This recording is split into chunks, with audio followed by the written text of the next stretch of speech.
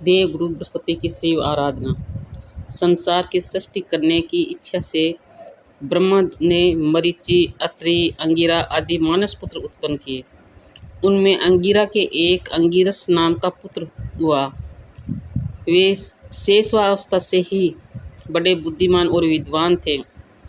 वे सब शास्त्र तत्व जानने वाले, वेदों के पारंगत, बड़े रूपवान, गुणवान और शील संपन्न थे।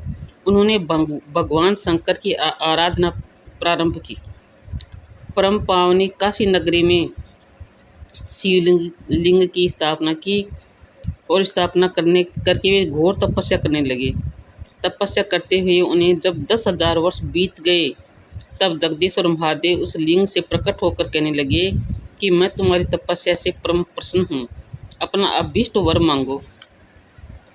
अपने सामने उत्कृष्ट तेजोमय जटाजूटधारी परम कल्याणकारी भगवान शंकर की मूर्ति देखकर वे प्रसन्न वदन से स्तुति करने लगे कि हे देव देव जगन्नाथ, आप त्रिगुणातीत, जरा मरण से रहित, त्रिजग जन्ममय, भक्तों के उद्धार करने वाले और शरणागत वत्सल हैं। आपके दर्शनों से ही मैं करते हो गया हूँ। मेरी समस्त कामनाएं पूर्ण हो गई है।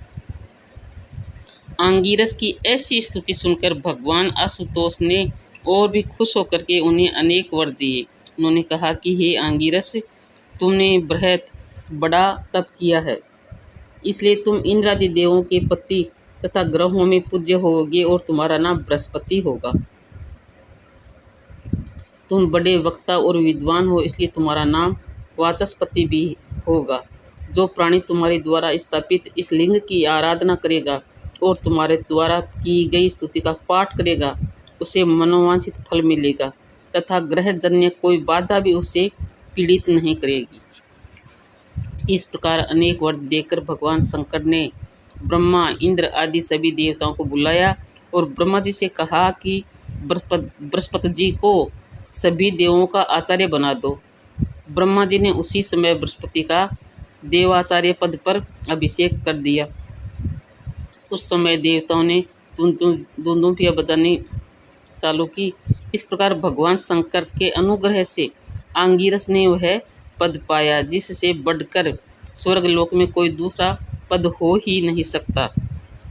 उनके द्वारा स्थापित बृहस्पतिश्वर के पूजन से प्राणी प्रतिभा संपन्न हो जाता है तथा उसे अभीष्ट सिद्धि की प्राप्ति होती है और गुरु लोक में वह प्रतिष्ठित होता है। स्कंद पुराण से काशी खंड। ओम।